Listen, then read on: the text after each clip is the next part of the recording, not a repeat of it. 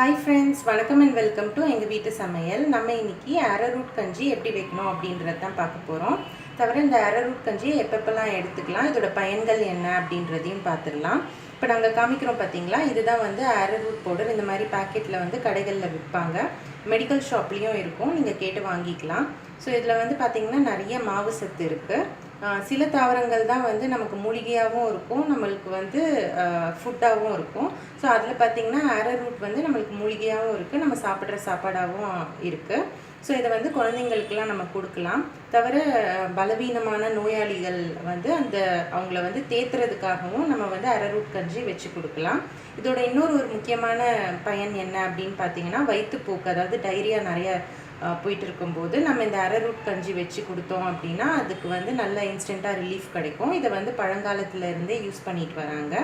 So நம்ம வந்து எப்படி இதை வந்து தயார் பண்ணணும் அப்படின்றத இந்த வீடியோவில் பார்ப்போம் வாங்க.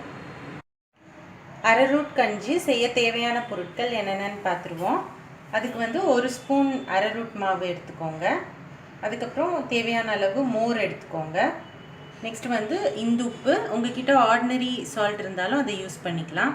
அதுக்கப்புறம் ஒரு 1/2 ஸ்பூன் வறுத்து பொடிச்ச ஓமம், 1/2 ஸ்பூன் வந்து ஜீரகம் தூள். ஒரு பாத்திரத்தில் ஒரு டம்ளர் தண்ணி ஆட் பண்ணிக்கோங்க. அதுக்கப்புறம் 1 ஸ்பூன் அரரூட் மாவு ஆட் பண்ணிக்கோங்க. ஸ்டவ் ஆன் பண்ணிக்கோங்க. அப்புறம் நல்லா கலந்துக்கோங்க கட்டி இல்லாமல்.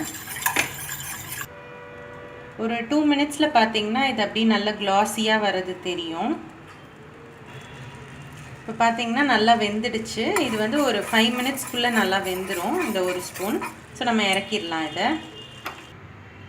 பார்த்திங்கன்னா நம்ம வந்து தண்ணியாக இருந்தது, இப்போ நல்லா குழன்னு வெந்துருச்சு பார்த்தீங்களா. இப்போ அடுப்பை ஆஃப் பண்ணிவிட்டு நம்ம மிச்ச ஜாமான்லாம் இதில் ஆட் பண்ணிக்கலாம். இதில் தேவையான அளவு உப்பு போட்டுக்கலாம். இப்போ கொஞ்சோண்டு ஓமம் சேர்த்துக்கலாம், வறுத்து பொடிச்ச ஓமம். அப்புறம் கொஞ்சோண்டு ஜீரகமும் சேர்த்துக்கலாம்.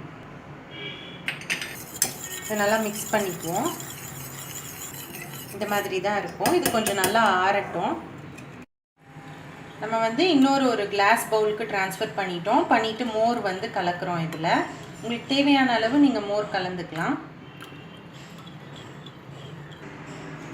இப்போ இந்த கஞ்சி வந்து ரெடி ஆகிடுச்சு. இது வந்து நம்ம வயிற்றுப்போக்கு இருக்கும்போது குடிக்கலாம். அப்படி இல்லைன்னா காய்ச்சல் வந்து இப்போ அவங்க ரொம்ப வீக்காக இருக்காங்க அப்படின்னா இது குடித்தாங்கன்னா கொஞ்சம் சத்தாக இருக்கும், தெம்பு வரும்.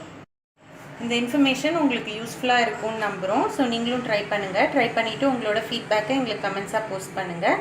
இந்த வீடியோ உங்களுக்கு பிடிச்சிருந்ததுன்னா லைக் பண்ணுங்கள், ஷேர் பண்ணுங்கள், சப்ஸ்கிரைப் பண்ணுங்கள். மறக்காமல் பெல் பட்டனையும் டேப் பண்ணுங்கள். அப்போ தான் எங்களோட ரெகுலர் அப்டேட்ஸ் உங்களுக்கு வந்து சேரும். தேங்க்யூ.